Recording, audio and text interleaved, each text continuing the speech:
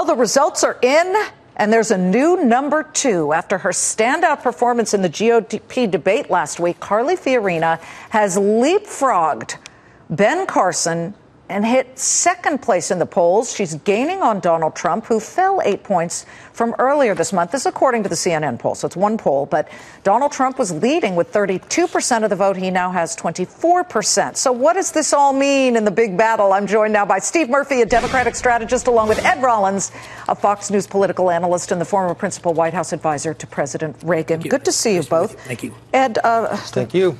This is like a game of inches at this point. Well, we shouldn't overreact. First of all, it's 440 people, Republicans, who were tested in that survey, and I don't question that she has gained momentum. The spotlight was on her. She was the last person to get in. People paid a lot of attention to her. She had a great night.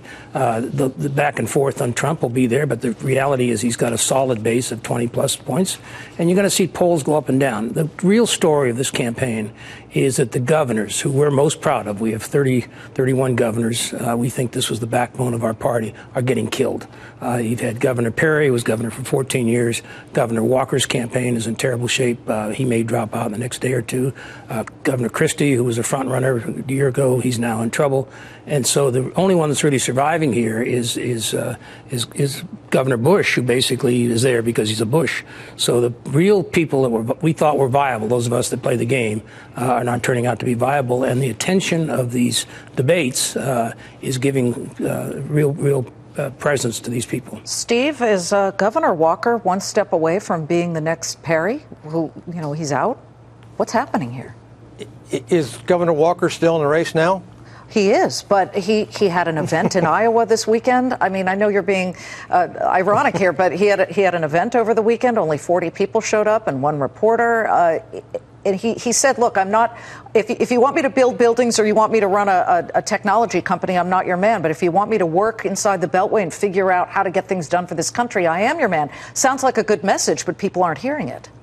His support has collapsed among Republicans. 3 months ago, he was the strong front runner in Iowa, and today he's down in the low single digits. He's having all kinds of problems in his home state of Wisconsin right now, and Iowa's a bordering state. Caucus participants are well informed. They know that. Yeah, I think he's on his last legs. Ed, is he out? What do you know? Everything I hear is he'll be dropping out the next day or two, maybe as late as tonight. The reality is, hold on, that's breaking news. You say as early as tonight, Scott Walker may dump out. It's all about money. It's about organization.